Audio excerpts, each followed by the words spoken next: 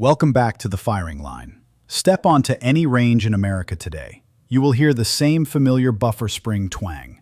You will see the exact same direct impingement AR-15 builds, stacked on every single bench.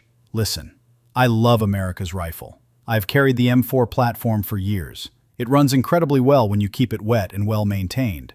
But let us be brutally honest. Sometimes you want a rifle that does not vomit hot carbon directly back into its own action.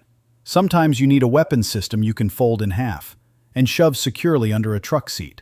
I've been putting some serious lead downrange with a new breed of rifles. These platforms are actively gunning for the throne. So grab your eye protection, ensure your ear pro is seated, because we are diving into the heavy hitters aiming to dethrone the direct impingement king. IWI-US Carmel. Let us kick things off with a battle implement forged in the brutal heat of the Middle East. The IWI-US Carmel. If you have ever run a standard DI rifle suppressed, you know the pain of gas straight to the face. The Carmel completely fixes that issue. This rig runs a rugged, short-stroke gas piston, keeping your bolt carrier group cold to the touch and remarkably clean, even after dumping multiple magazines. The chassis is a tank-like hybrid, machined from steel and advanced impact-resistant polymer. For my left-handed operators out there, this is your holy grail. Every single control is fully ambidextrous. The safety, the magazine release, and the bolt catch. You can even flip the charging handle to the opposite side using absolutely zero tools. Running a can? The gas block features a lightning-fast two-position regulator, instantly mitigating that heavy back pressure. It rocks a 16-inch cold hammer-forged barrel, fully chrome lined to outlast your ammunition budget. The M-LOK rail gives you all the mounting space you need at the 3, 6, and 9 o'clock positions. Fold the stock, and this beast tucks down under 27 inches. At a retail footprint around $17.99, it is a massive flex in the modern piston arena. Robinson Armament, XCRL. Next up is a platform built for the absolute gear nerd. The Robinson Armament XCRL. Honestly, shooting this rifle feels like experiencing a masterclass in weapons engineering. It brilliantly splices the rugged gas system of an AK-47, the familiar ergonomics of an AR-15, and borrows the stout operating feel of the classic FNFAL. At its core is a highly tunable gas block, boasting 5 distinct settings. This means you can flawlessly dial in your ejection arc, whether you are running premium defensive hollow points or dragging cheap steel-cased surplus ammo out of the mud. The recoil impulse is practically non-existent. It features a true monolithic upper receiver, meaning your optic rail is one solid slab of aerospace aluminum. Your laser aiming modules will hold 0, like they are bolted directly to a bridge. But the real tactical advantage here is the modularity. You can literally swap calibers on your tailgate between range sessions, transition from 5.56 to 300 blackout, or heavy-hitting 6.8 SPC, just by changing the barrel, the bolt, and the magazine. You are looking at a price point around $2,200, but keep in mind, you are buying an entire armory of caliber options, wrapped securely in a single robust chassis. Springfield Armory Hellion. All right, let us step into the future. At first glance, the Springfield Armory Hellion looks like an energy weapon from a sci-fi blockbuster. But make no mistake, this is the civilian legal version of the battle-tested Croatian military VHS-2. This is a dedicated bullpup platform, meaning the entire firing action sits securely behind the trigger group. Why does that matter for home defense? It gives you a full-length 16-inch barrel, maximizing your terminal ballistics, while keeping the overall package incredibly tight. Just over 28 inches long, Springfield did American shooters a massive favor here. They engineered the magwell to feed from standard AR-15 magazines, saving you from tracking down proprietary plastic. It operates on a slick, short-stroke piston, complete with a dedicated suppressor setting. And get this, the ejection port is fully reversible, a unicorn feature in the bullpup world. The charging handle rests flat and pivots out under spring tension. It takes a few reps to build the muscle memory, but it will never snag on your chest rig. Yes, The trigger has that long bullpup pull. But for clearing tight corners and navigating stairwells, this little powerhouse is virtually unbeatable. IWI Tavor X95. You cannot discuss bullpups without bowing to the current heavyweight champ. The IWI Tavor X95. This is the combat-evolved successor to the original SAR, and IWI explicitly listened to end-user feedback. They completely overhauled the trigger pack. It now provides a crisp break, right around 5 to 6 pounds, dramatically tightening up your shot groups under stress. Chambered in 5.56 NATO and sitting at a remarkably short 26 inches, this weapon is a masterclass in close quarters battle. The ergonomics are incredibly intuitive.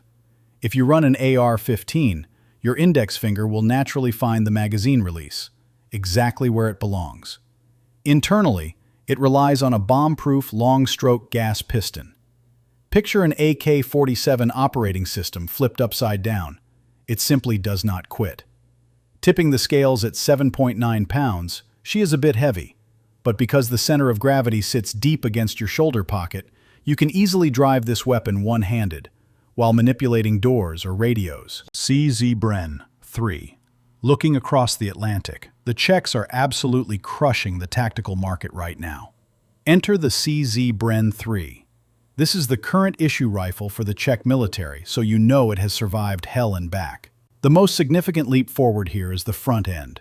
CZ beefed up the handguard, utilizing a rigid aluminum alloy extrusion packed with massive M-lock slots. The manual of arms is incredibly fast, highlighted by a short 45-degree safety selector, feeling purpose-built for speed. But the biggest win for operators is the charging handle redesign. The older generation featured a reciprocating handle, acting like a meat grinder if your thumb got too close. The Bren 3 utilizes a smooth, non-reciprocating handle. It stays locked forward during the firing cycle, whether you configure it as a microscopic 7-inch personal defense weapon or a standard 16-inch patrol carbine. This platform shrugs off mud, freezing rain, and grit without ever missing a beat. Palmetto State Armory, Jakl 2.0. Back on American soil. Palmetto State Armory is rewriting the rulebook on affordability. The Jakl 2.0 is a direct strike on the premium piston market. PSA captured the unstoppable long-stroke piston reliability of the AK series and successfully married it to the familiar modularity of the AR-15 lower. Because this system completely eliminates the need for a buffer tube, they equipped it with the sleek AXR folding stock. You can effectively deploy and fire this weapon, with the stock folded completely flat against the receiver. That is a game-changing capability for fighting in and out of vehicles. For the second generation, they significantly shaved down the handguard bulk, allowing you to transition between targets with surgical speed. The left side non-reciprocating charging handle feels incredibly premium, like running the bolt on a high-end Swiss battle rifle. The best part? The barrel assembly is entirely modular at the user level. No gunsmith required to swap calibers or lengths. Available in both 5.56 and 300 blackout. This is undoubtedly the gateway drug into piston-driven supremacy. Ruger Mini 14. Let us take a breath and respect our roots. The Ruger Mini 14. This resilient workhorse has been putting meat on the table and defending homesteads for 50 years. Mechanically, it is a miniaturized M14, utilizing that legendary Garand-style rotating bolt. Aesthetically, it lacks the aggressive tactical profile of modern carbines, which makes it the ultimate gray man rifle, perfect for navigating restrictive jurisdictions entirely unnoticed. Ruger has completely revamped their manufacturing tolerances over the last decade.